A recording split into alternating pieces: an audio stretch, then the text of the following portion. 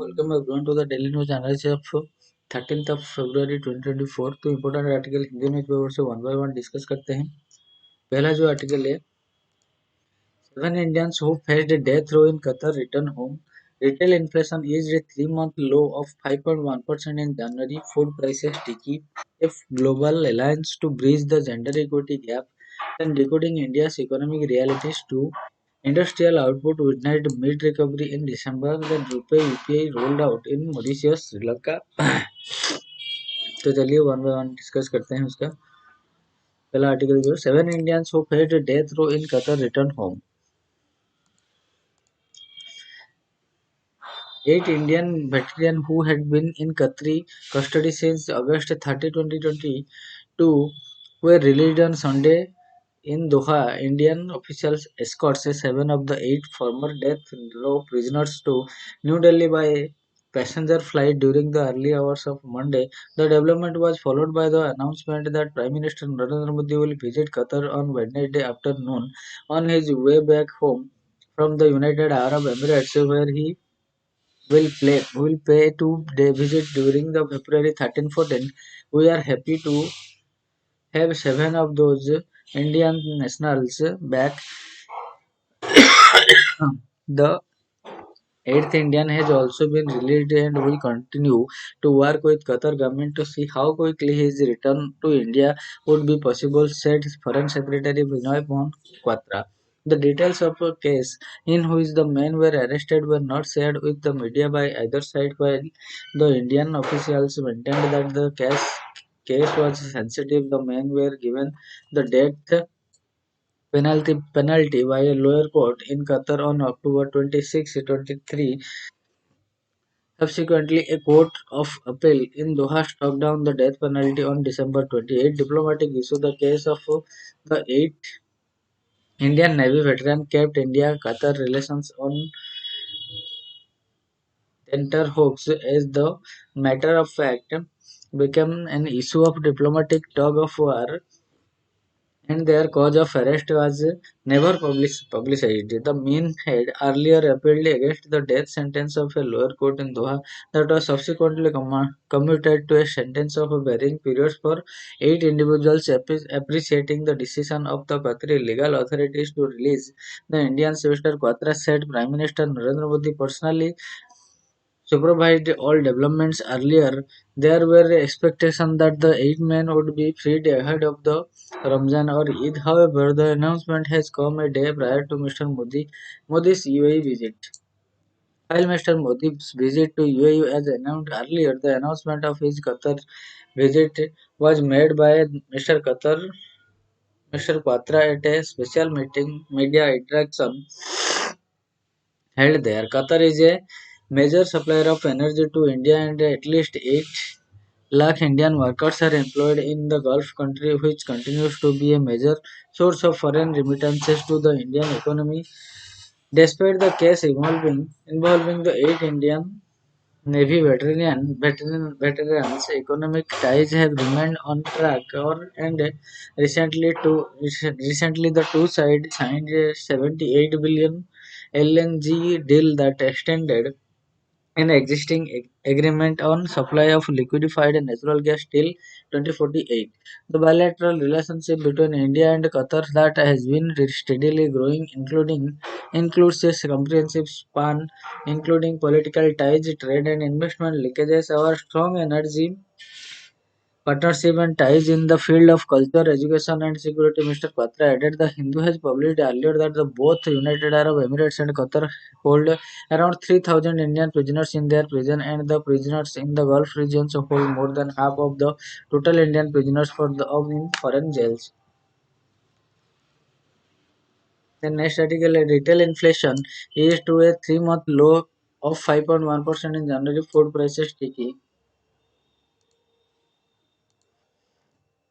India's retail inflation eased to a 3-month low of 5.1% in January from 5.7% a month earlier, with the food prices rise cooling a bit to 8.3% compared with 9.5% in December 2023. January's headline inflation pace is slightly higher than the 5% average projected by the Reserve Bank of India last week for the current final quarter.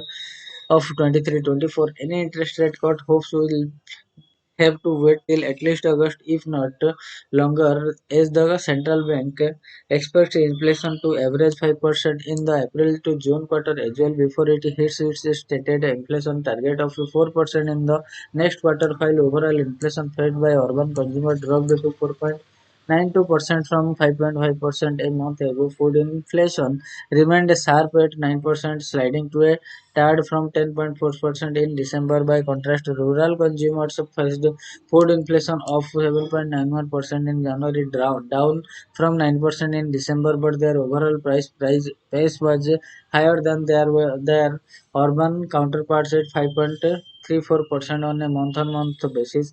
The consumer price index dropped to 0.11%, while the consumer food price index fell 0.73% a year ago. In January 23, CPI inflation stood at 6.52%, while food price inflation stood at 6%. Among food prices items, vegetable inflation remained above 57%, just slightly below the 27.6% recorded in December. The price rise in pulses also cooled marginally from 20.7% in December to 19.5% in January. Cereals and spices inflation saw slightly better moderation, dropping to 9.9% and 19.7% in December to 7.8% and 16.4% respectively. Relatively, fruits inflation also fell from 11.1% to 8.65% in January, while milk price rose 4.6% compared to 5.1% in December. Inflation in eggs, however, picked up pace due to touch 5.6% in January, as did sugar and confectionery price rise, which hit 7.5% from 7.1% a month earlier. Most non-food items continued to see weaker after in prices compared to food items with personal care and effects that had clocked a 7.3% rise in prices in December, dropping below 6%. Education inflation eased up a tad from 4.77% in December to 4.93% in January, but the pace of rise in healthcare cost dropped from 5.1% to 4.8%. Half of the 22 major states for which the National Statistical Office calculated inflation rates registered a price rise below the national average of 5.1%, with Delhi recording the lowest inflation of 2.56%, followed by Madhya Pradesh 3.93%, Kerala 4.04%, and Tamil Nadu 4.12%. On the other hand, five states reported inflation of over 6%, breaching the RBI's tolerance threshold for price rise. Those states are Odisha 7.55%, Telangana 6.434%, Haryana 6.24%, Gujarat 6.21%, Karnataka, which witnessed 6.1% inflation in January. The next article है Pakistan in turmoil.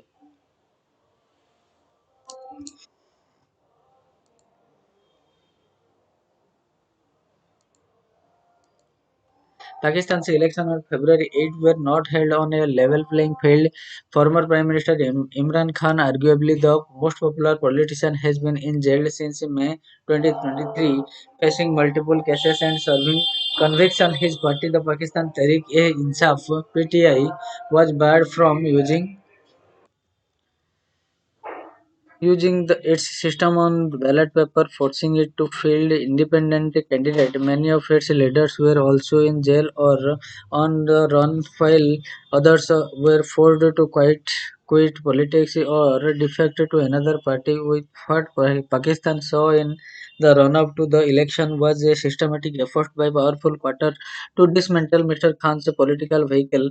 Pakistan Muslim League N leader Nawaz Sharif, once the nemesis of the army, who returned from the exile in London, led his party's campaign with the establishment blessings. But if the general thought these measures would destroy the PTI's political leverage and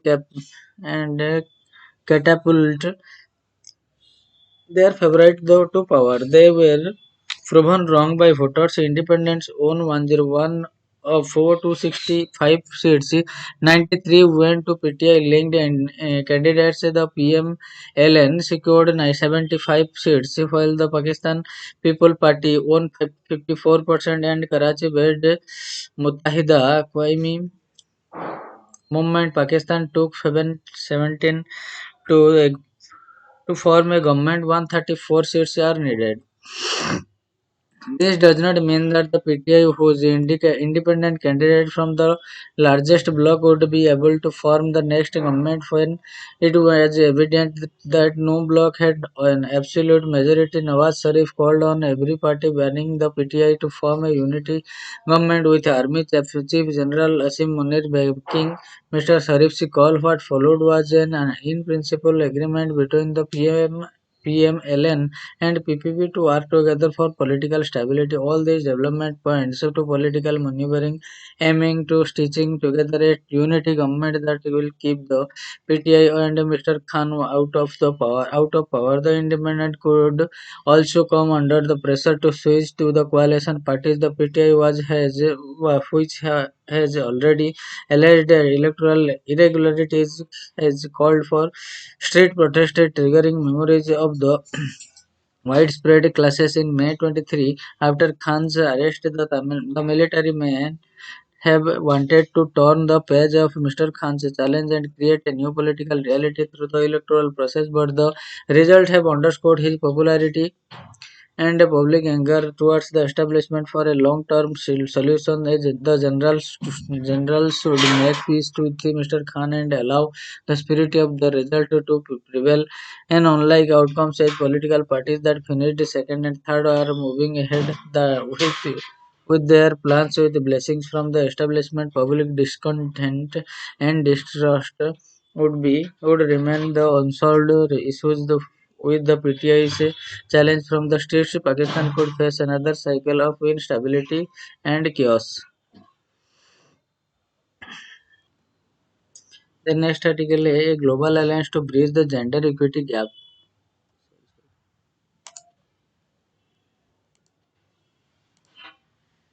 A global alliance to bridge the gender equity gap.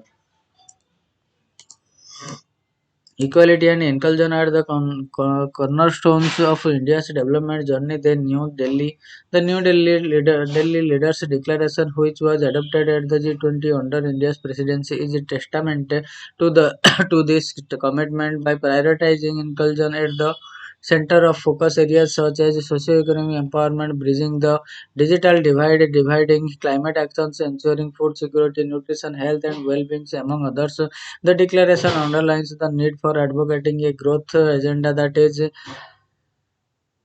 driven by women-led development. At the World Economic Forum in January this year, India took the mission for gender equity several steps ahead with the launch of the Alliance for Global Good, Gender Equity and Equality. This multi-stakeholder initiative has placed India at center stage for accelerating the socio-economic cause as it will have a sustained global impact. With the alliance, India has managed to transition the two buzzwords equity and equality to the working agendas of stakeholders around the world, bolstering governance, mainstreaming gender equality and equity has been a key development for the government of India for over a decade now. The passage of the Women's Reservation Bill last year, ensuring reservation of a third of seats for women in Parliament and the state assemblies, is a revolutionary tool for women's employment and is expected to contribute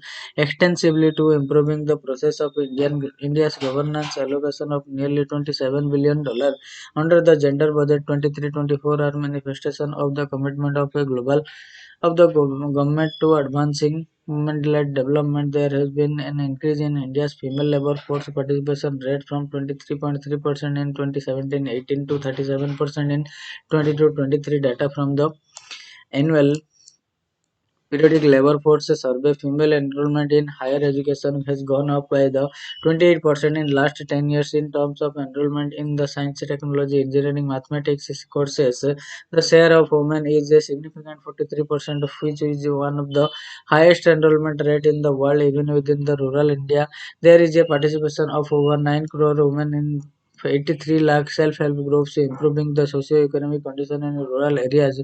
All these provide a glimpse of women-led development that India is witnessing an Indian contribution at Davos. I am happy to observe that the global leaders are now acknowledging the success of these initiatives and learning from our success stories, be it in space exploration, sports, entrepreneurship, even in United Nations peacekeeping operation around the world. The changes are there for all to see. The enthusiasm around the Wheelard launch set up by the Ministry of Women and Child Development and Confederation of India Industry at Davos shows global interest and curiosity. It served as a platform to have many meaningful deliberation around how the world can contribute, join, and drive inclusive development. The Alliance for Global Good, Gender Equity and Equality now serves as a platform to channelize the resultant enthusiasm to intent into the action, and at the global level, the alliance anchored by the CII Center for Women Leadership, guided by the Minister of Women and Child Development, Government of India, and supported by the Bill and Melinda Gates Foundation, which will have a global network of experts, think tanks, industry, and country leadership that will drive collective actions to augment women employment empowerment. The partnership of the World Economic Forum as a network partner in this initiative is a testament to the global relevance and the global resolve to drive growth that is inclusive and equitable with an overarching goal to share and develop scalable and practical solution for advancing women-led development in the areas of edtech, medical capacity building, the and delivery of health interventions for women, learning and skill development, agrotech, women enterprise development, and unlocking capability capital to to enable stronger gender outcomes. The alliance bring together stakeholders on this critical global development agenda. India's leadership in these areas is proven, gaining the level of a pharmacy of the world. India's digital prowess is also well known. The alliance is yet another example of leadership as India accepts the responsibility to provide shared directions to stakeholders globally, an opportunity for industry across the globe. This is an opportunity to share some of the practices that we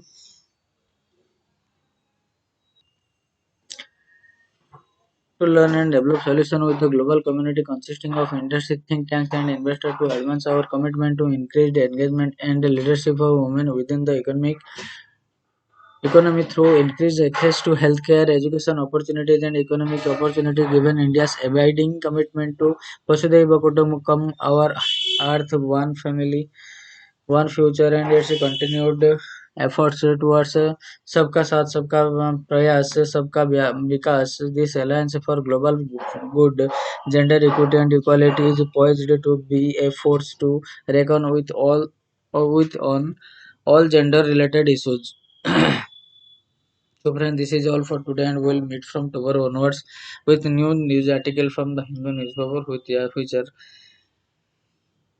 from UPSC perspective. So till then, keep studying and thank you for listening. Have a good day.